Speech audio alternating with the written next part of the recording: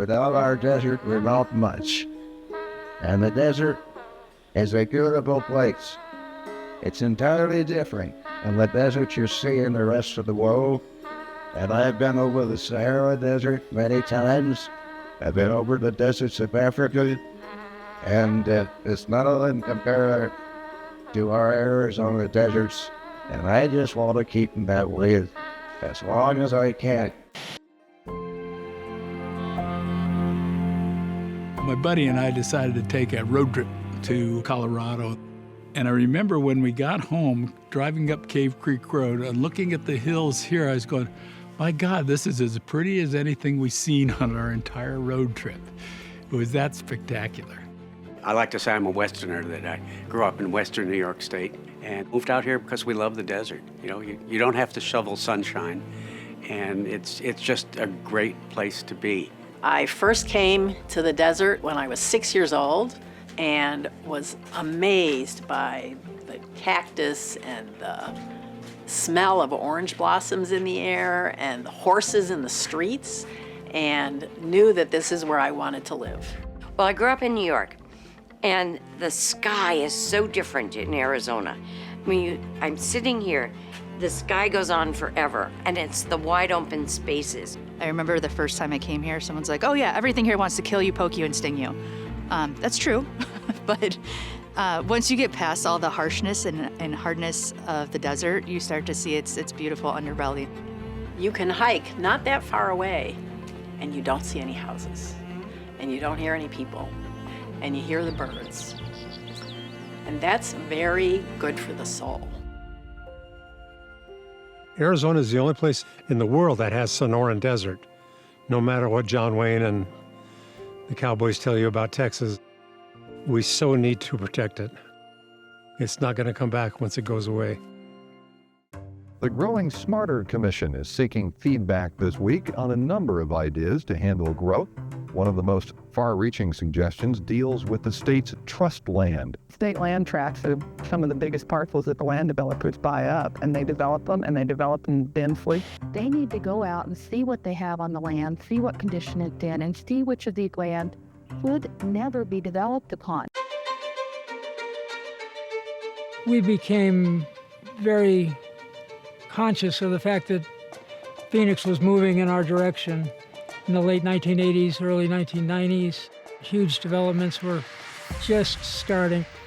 Golf courses going in a number of areas, bringing in a lot of very nice people, but taking a lot of the habitat that was here in the open space. Understanding that growth happens, but growth doesn't have to be unrestrained. Nature, economics, none of it is constant.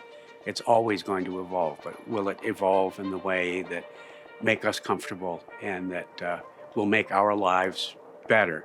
Not financially better, but better in terms of the quality of our lives.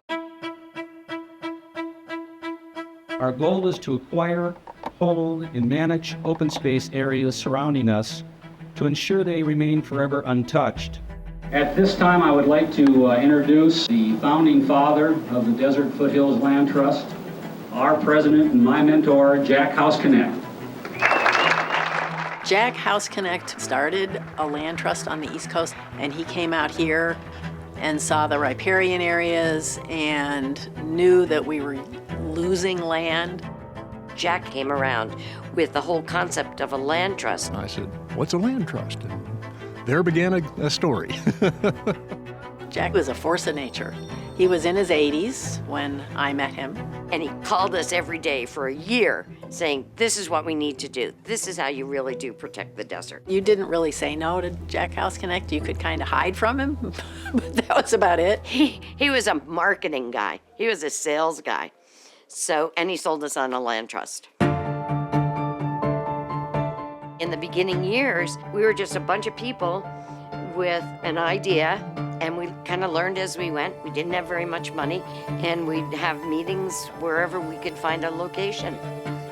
Jack was rounding people up and got a great core group of people who could come out and be on the land and sort of take note of its resources and then work to protect them. I don't think we'd ever really thought we could actually acquire property and keep it preserved. Mark Hazelton. I was on the first board of directors for the Desert Foothills Land Trust and involved ever since as sort of a pro bono realtor and supporter of conservation in the area.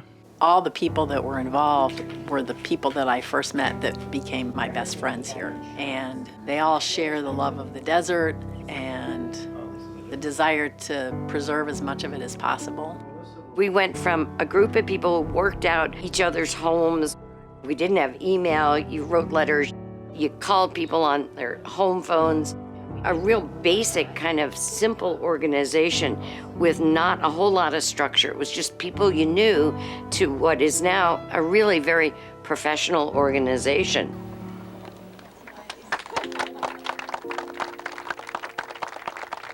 One of the first efforts that we were anxious to do was to protect the area around the cave for which Cave Creek is named. We have protected the cave, riparian habitat associated with it, and forever, future generations will be able to enjoy this. We concentrated on what we could of the most important areas around that we knew were fragile and could be preserved for the future. We're looking to somehow keep this from turning into just another faceless tract of homes and strip malls. So we think that there is a way to do it. We've been very successful so far, and all of your support indicates that we're on the right track. We got involved with the effort to protect the 2,100 acres at Spurcross Ranch, which was for sale, and in fact was under contract at that time in the late 1990s for a golf course and 750 homes. But along the way, the Desert Foothills Land Trust was able to protect what's called the jewel of the creek. That's 25 acres. The jewel has birds that you don't see in other places, running water that you can hear. We preserved the areas that had water because water is so special, so wonderful in the desert. It's magical. Together with community groups and activists, we got involved with trying to protect Spurcross, which is now one of the wonderful parks in the Maricopa County system. Urban sprawl roadblock. Governor Fife-Symington signed the Arizona Preserve Initiative today. The most significant thing about the Arizona Preserve Initiative is, so if you look around and like what you see, you know that you now have the power to keep it that way. I think that we must continue our efforts to look towards the future, because the future is that our children and our grandchildren can see areas like this, can have Spurcross as a park, as a recreation area, and as a place for their children.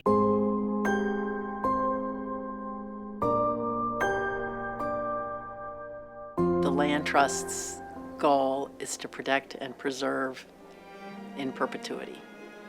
And I look around and think, yeah, we did some of that. If Jack House Connect hadn't showed up, I don't think the organization would have started or been able to protect the things we were able to protect. The people that had the forethought to start this land trust, to be able to make such big, heavy lifts like protecting Spurcross and the Jewel of the Creek as volunteers, I mean, that is an amazing feat. We can't stop. We've got to keep it going. And we've got to preserve what we have so that they're not spoiled for future generations. Keep that love protect you. Keep it forever in your hearts and forever in your minds, so that your children, your grandchildren can enjoy what you and I have been privileged to enjoy, life on the desert.